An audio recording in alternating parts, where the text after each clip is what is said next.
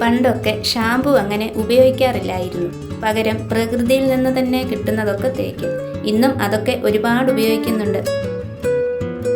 പാടത്താളിയുടെ ഇല അരച്ച് തലേ ദിവസത്തെ കഞ്ഞിവെള്ളത്തിൽ ചേർത്തോ അല്ലെങ്കിൽ അരച്ചെടുത്ത് വെളിച്ചെണ്ണയിൽ ചാലിച്ചോ തലയിൽ പുരട്ടുന്നത് മുടിക്ക് നല്ലതാണ്. ഇതാണ് കറ്റാർവാഴ. ഇത് മുടിയുടെ ആരോഗ്യകരമായ വളർച്ചയെ പ്രോത്സാഹിപ്പിക്കുകയും മുടി പൊട്ടിപ്പോകാനുള്ള സാധ്യതയെ നിയന്ത്രിച്ചു നിർത്തുകയും മുടി കൊഴിച്ചിലിനെ തടയുകയും ചെയ്യുന്നു.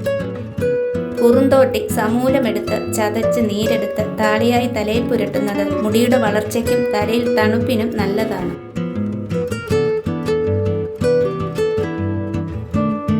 ഇതറിയാത്തവരായി ആരും കാണില്ലല്ലോ.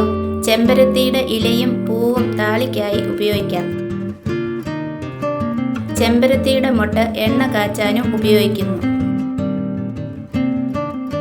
കയ്യോന്നി ചതച്ച് നീരെടുത്ത് വെളിച്ചെണ്ണ കാച്ചി ഉപയോഗിക്കാം.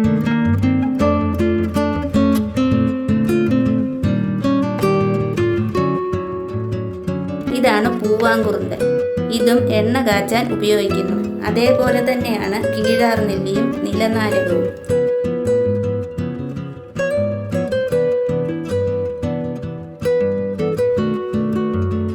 മുയൽച്ചെവിയനും എണ്ണ കാച്ചാൻ ഉപയോഗിക്കുന്നതാണ്. മുടിക്ക് നല്ലതാണ് എന്നതിലുപരി ടോൺസിലൈറ്റിസ്, തൊണ്ടവേദനയ്ക്കും ഇത് ഉപകാരപ്പെടും.